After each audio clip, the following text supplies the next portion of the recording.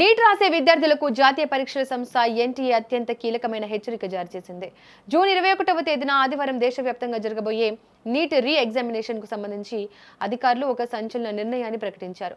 ఇప్పటి వరకు అభ్యర్థులు తమ వద్ద ఉంచుకున్న పాత అడ్మిట్ కార్డులను పూర్తిగా రద్దు చేసినట్లు వెల్లడించారు. మే 3వ తేదీ నాటి పాత అడ్మిట్ కార్డులు ఇకపై ఎట్టి పరిస్థితుల్లోనూ చెల్లవని, వాటిని పరీక్షా కేంద్రాల్లోకి అనుమతించబోమని ఎన్టీఏ స్పష్టం చేసింది. ఈ నిబంధన తెలియక పాత కార్డులతో పరీక్షా కేంద్రాలకు వెళ్తే విద్యార్థులు తీవ్రంగా నష్టపోయే ప్రమాదం ఉంది.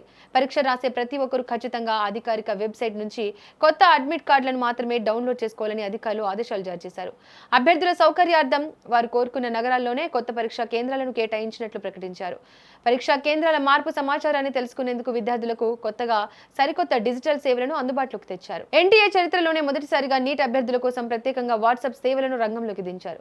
జూన్ 21న జరిగే రీ ఎగ్జామినేషన్ సమాచారం ఇకపై నేరుగా విద్యార్థుల మొబైల్ వాట్సాప్ కే చేరనుంది. దీనికోసం అధికారులు ఒక ప్రత్యేక నంబర్ను కేటాయించారు.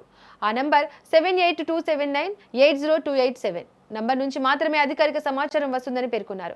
విద్యార్థులు ఇక్కడ ఉన్న ఒక ముఖ్యమైన విషయాన్ని గమనించాలి. నేషనల్ టెస్టింగ్ ఏజెన్సీ పేరుతో పాటు బ్లూటిక్ అంటే వెరిఫైడ్ మార్క్ ఉంటేనే అది నిజమైన ఖాతాగా గుర్తించాలి. బ్లూటిక్ లేని ఏ నంబర్ నుంచి మెసేజ్ వచ్చినా వాటిని అస్సలు నమ్మకూడదు.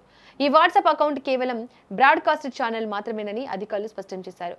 ఎన్టీఏ సంస్థ విద్యార్థులను ఎలాంటి ఓటీపీలు అడగదని, పర్సనల్ డీటెయిల్స్ కానీ పేమెంట్లు కానీ అసలే అడగదని తేల్చి చెప్పారు. ఇంటర్నెట్ లో తిరిగే ఏ ఫార్వర్డ్ లింకులను నమ్మి మోసపోవద్దని అధికారులు విద్యార్థులను హెచ్చరిస్తున్నారు. అభ్యర్థులు నేరుగా neet.nta.nic.in వెబ్సైట్ ను సొంతంగా టైప్ చేసి మాత్రమే అడ్మిట్ కార్డులను సురక్షితంగా పొందాలి. సోషల్ మీడియాలో వచ్చే క్వశ్చన్ పేపర్లు, ఆన్సర్ కీలు, లీక్డ్ మెటీరియల్స్ లాంటివి ఎన్టీఏ ఎప్పుడు వాట్సాప్ లో పంపదని గుర్తుపెట్టుకోవాలి.